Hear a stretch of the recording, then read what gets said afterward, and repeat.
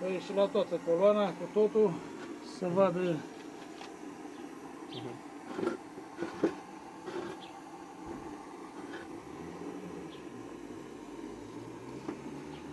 Ia uite ce... Se vede Madenul SSR? Da, Optim. da, da. Deci acesta este mini-distilatorul de alcool. Da, Un filmam fost și aici. sifon vechi,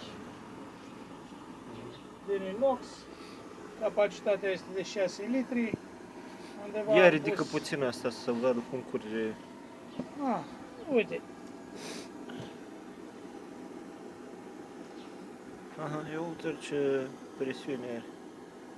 și aici este Da, undeva alcool. Hai să-i facem și o probă la deget sau la brichetă. Ah. Ia să-i facem o probă, dar să punem pe ceva ca să vadă să fie mai...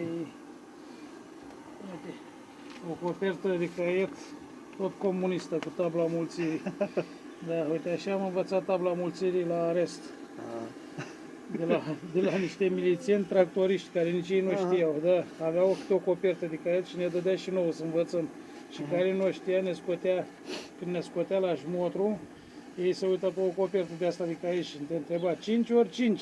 Și dacă în loc de 25 îi spuneai că fac 30 sau 45, îți dădea diferența de bastoane. Da, da.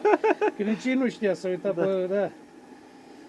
Uite, așa am învățat tabla mulții și m-am făcut mare. Ia să vedem, Dinule, ce... Ține sticla puțin, să picurăm pe sticla aici. Ia să vedem. Așa, pe tabla mulțirii. Pune la loc acum. Da.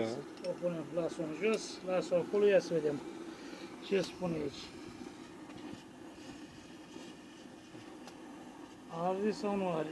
Da. Ia uite. Ia uite că a luat foc copertă. Da, da, stiniu. Deci e de asta rafinat. Da.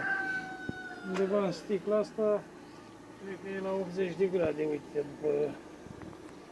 Aha. Da. Da, uite ce... Hai ca să-i facem o probă cu dop. Ia să vedem pe dop. Pe două poate să vede mai bine? Ia uite. Aha. S-a și dus. Ai grijă, da, ai S-a grijă. evaporat. Aha. Dacă bei o gură, Nu bem. te arde Opresc, pe... da? Hai să-ți fac o probă, să-ți dau